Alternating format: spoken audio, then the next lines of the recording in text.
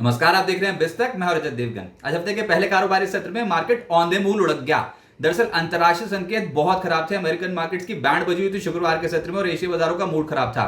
हमारे मार्केट्स बहुत तगड़े गैप के साथ नीचे खुल गए, तो ग्लोबल सेटअप खराब था। ये एक मेजर कारण था आज मार्केट्स में गिरावट का। क्यों? क्योंकि ट्रंप की टैरिफ वॉर बाजार पर हावी है। रेसिप्रोकल टैरिफ्स लगा रखे हैं डोनाल्ड ट्रंप ने दुनिया भर में, और उसका आकलन करना बहुत मुश्किल है कि किस कंट्री पे कितना इंपैक्ट आएगा।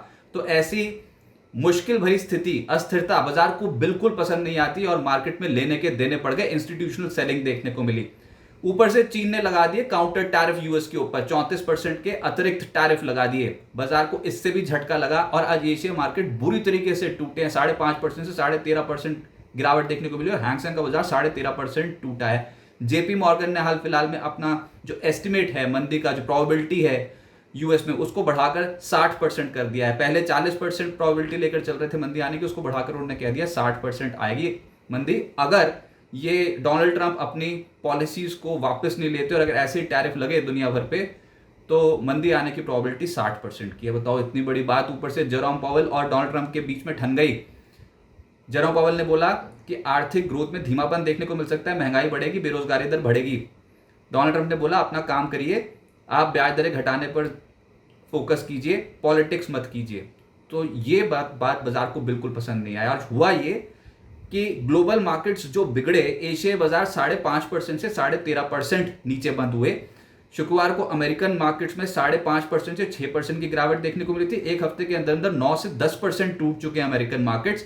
शुक्रवार को जो बड़ी वाली कंपनियों के शेयर होते हैं जैसे कि टेस्ला, अमेजन, एनवीडिया, एप्पल, इनके स्टॉक्स 4% से 10% टूटे थे। और ट्रंप ने कुछ और टिप्पणी कर दी जिससे बाजार नर्वस हो गया। उन्होंने बोल दिया कि शेयर बाजार को इस समय दवा की जरूरत है। अमेरिकी बाजार की गिरावट में विदेशी ताकतों का हाथ है। बताओ, एक तो गलती कर दी और ऊपर से गलती मानने को तैयार नहीं। और ये जो एक ईगो है ये भी बाजार पे बहुत हावी हो रही है। दुनिया भर में सब बोल रहे हैं कि आपके टैरिफ्स जो हैं वो महंगाई को बढ़ा देंगे, बेरोजगारी को बढ़ा देंगे, ग्रोथ में धीमापन ले आएंगे। लेकिन जी नहीं, ट्रंप इस समय अमेरिका सेंट्रिक हो गए हैं और वो जो भी पॉलिसी ड्राफ्ट कर रहे हैं वो यही बोल रहे हैं कि आने वाले समय में, भविष्य में ये अमेरिका के लिए बहुत अच्छा होगा। वहां के जो ट्रेड डेफिसिट है उसको कम करने वाली पॉलिसीज हैं, लेकिन बाजार इमीडिएट टर्म्स में इसको नेगेटिव ले रहा है और उसका एक खामियाजा दुनिया भर के शेयर बाजार को देखने को मिल रहा है। आज यूरोपियन मार्केट्स में भी 5 से 7% की गिरावट के साथ ही शुरुआत हुई है। भारतीय शेयर बाजार के लिए तो ब्लैक मंडे हो गया। आज के सत्र में 4% की भयंकर बिकवाली की चपेट में आ गया निफ्टी और सेंसेक्स। इंडिया विक्स में 61% का उछाल देखने को मिला है। ये एक दिन का इतना बड़ा उछाल तो कोविड के समय पर भी नहीं था।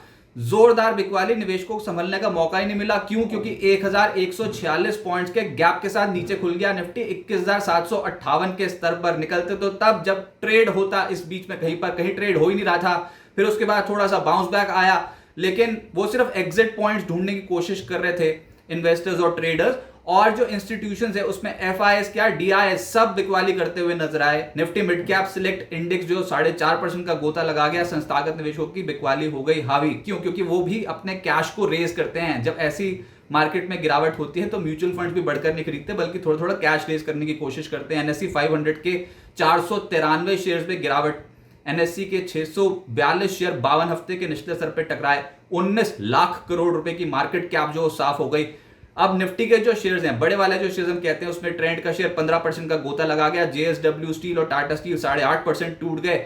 इसके अलावा श्रीराम फाइनेंस, हिंडाल्को जैसे शेयर जो है 7% से 7.5% टूटे। और बैंक निफ्टी आज के सत्र में लगभग 4.25% नीचे आया। उसमें आईसीआईसीआई बैंक और एचडीएफसी बैंक के शेयर 4% से 5.25% नीचे आए। फिर इन्फोसिस, एलएनटी ने बाजार पर दबाव डाल दिया। रिलायंस इंडस्ट्रीज का शेयर 4.5% एक सिंगल ट्रेडिंग सेशन में उड़ गया। चौतरफा बिकवाली थी, सब सेक्टर्स पिटे हैं। निफ्टी मेटल इंडेक्स सबसे ज्यादा पिटा है 7.5%। मीडिया, रियल्टी, आईटी, ऑटो, इन सब सेक्टर्स पे गिरावट देखने को मिली है।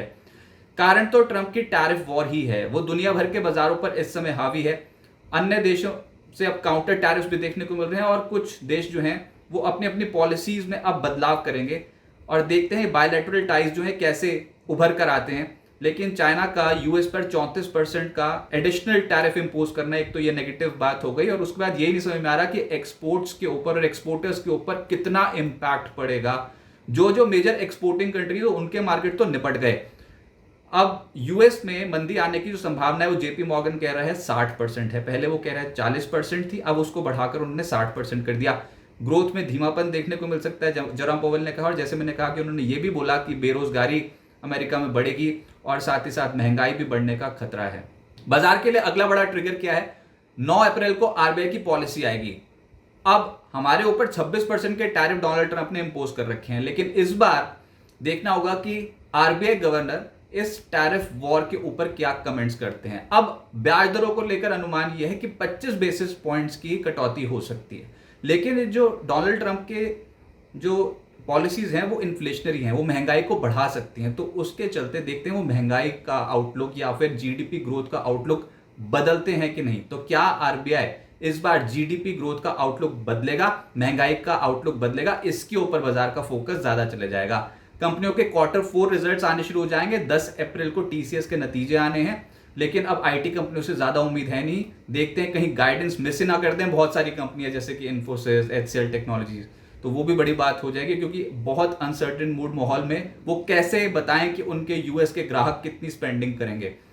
तो इसके चलते अब देखना पड़ेगा। वैसे कोई बहुत बड़ी उम्मीद है नहीं आईटी सेक्टर से, और अन्य कंपनियों से भी इस बार Q4 में बड़ी उम्मीद नहीं है, क्योंकि टैरिफ वॉर जो है, डोनाल्ड ट्रंप के ट्रेड टैरिफ, वो बहुत सारी कंपनियों को इंपैक्ट करते हुए नजर आएंगे। 11 अप्रैल को सीपीआई आंकड़े हैं भारत के, महंगाई के आंकड़े, और फरवरी के जो आईपी आंकड़े वो आने हैं, और 10 अप्रैल को यूएस में भी सीपीआई महंगाई के आंकड़े आने हैं। तो ये कुछ इंपॉर्टेंट इवेंट्स हैं जिसको हम बहुत क्लोजली ट्रैक करेंगे। लेकिन मार्केट का क्या?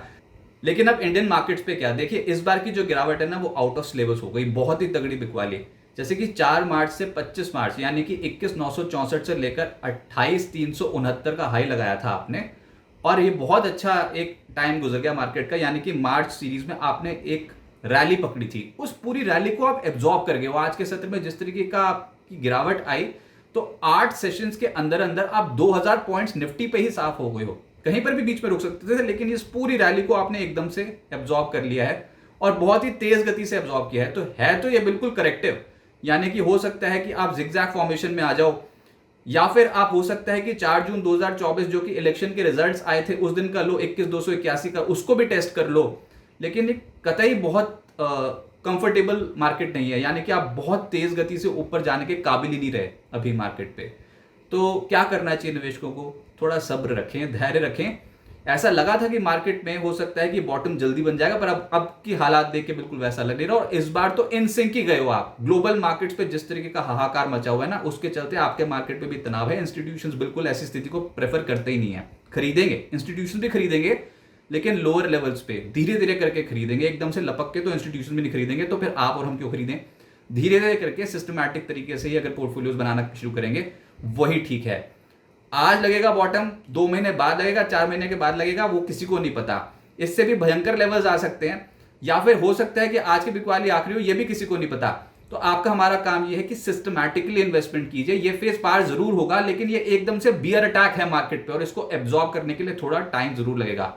तो डोनाल्ड ट्रंप की ट्रेड टैरिफ को एब्जॉर्ब करने का टाइम, और साथ साथ इस बियर अटैक को एब्जॉर्ब करने का टाइम मार्केट को चाहिए। तो उसके चलते मार्केट पे सिस्टमैटिकली इन्वेस्टमेंट कीजिए। एकदम से ओवर लेवरेज पोजीशंस कतई इस मार्केट में बनाने की जरूरत नहीं है। अगर आप ये वीडियो पसंद आया हो तो इस वीडियो को प्लीज और प्लीज जरूर लाइक कीजिए, और बिजनेस जगत के तमाम अपडेट्स के लिए आप जुड़े बिस्तक के साथ। नमस्कार।